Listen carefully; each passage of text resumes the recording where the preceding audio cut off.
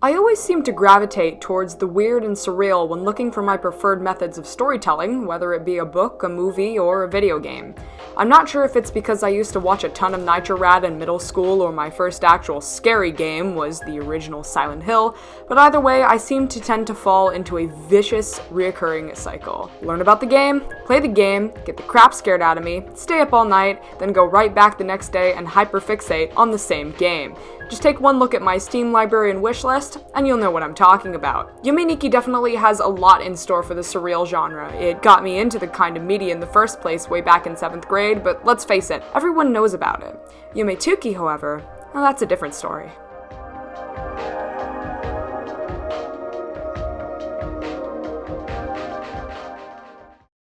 If you know about this game, what the premise of it is, or have even played it, and your name isn't Aurora or Nora, then congratulations, I am genuinely impressed. I think half of the reason why this game is so overlooked, even though it was up there as one of the best Yume fan games, along with .flow and LCDDEM, is that it is such a pain to download. It took me weeks and many tutorials to figure out how to even get it to work, and then I realized that I had in fact downloaded an incredibly old version from 2017. However, when you do eventually get this game to work, it is 100% worth the struggle, as it is absolutely packed with more stuff than anything I've ever played. No joke, this is a diagram of every single dream world in the game, which, with the newest update, clocks in at a staggering 523 different worlds, each different in their own right. The only reason this could have been done is because a team of people worked on the game, known as Project Yume.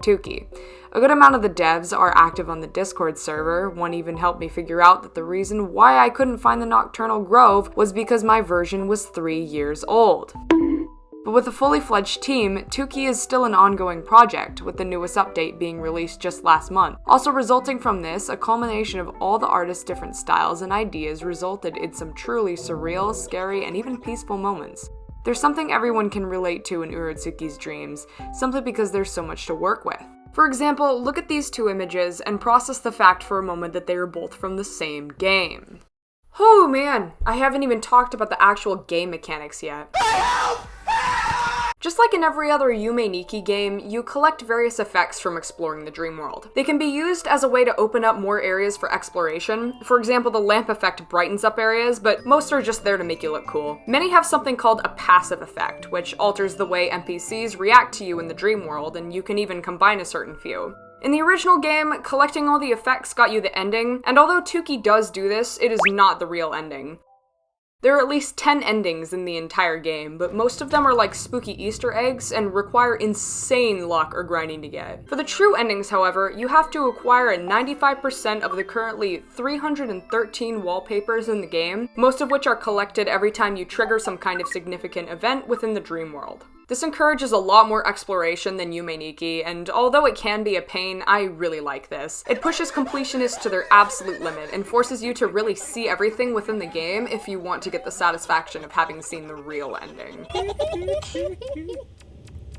And there you have it, folks.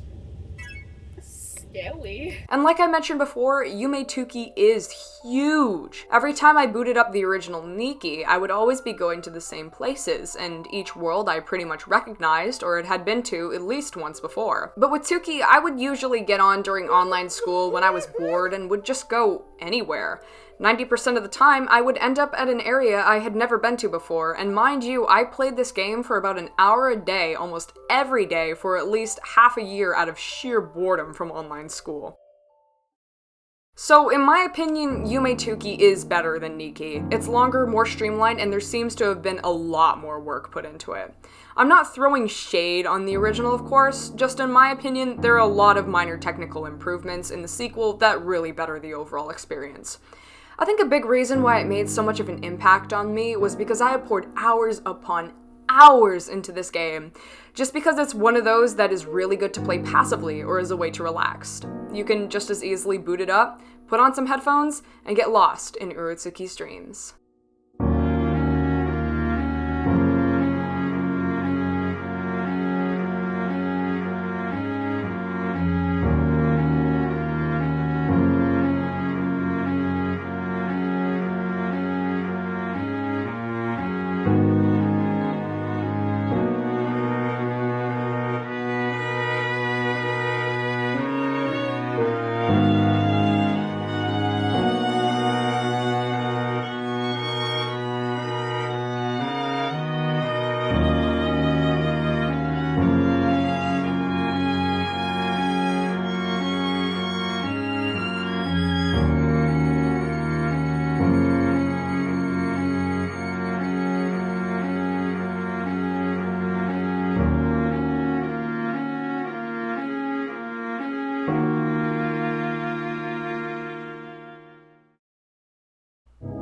Hello everyone and welcome to the credits.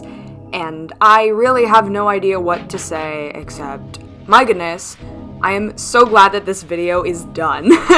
I have been like, oh boy, what's the word?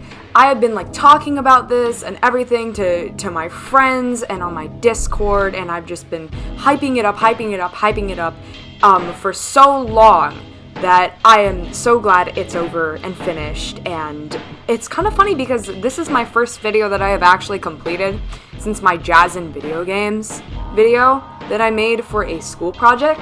So yeah, I'm really glad that this is over, and I really hope you guys enjoyed it. Special thanks to my math teacher who got my channel boosted up to a bunch of subscribers, and yeah, that's great. We're almost at 150, so one more person, please subscribe. We've got one more, then we're at 150.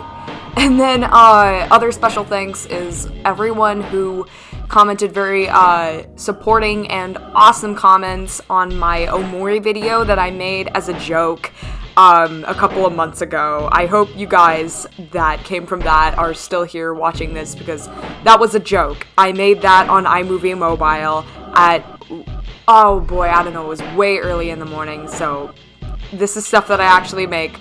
Welcome to the channel. I think that's about it. That's really everything I have to say, so I'll see you guys in the next video. Peace.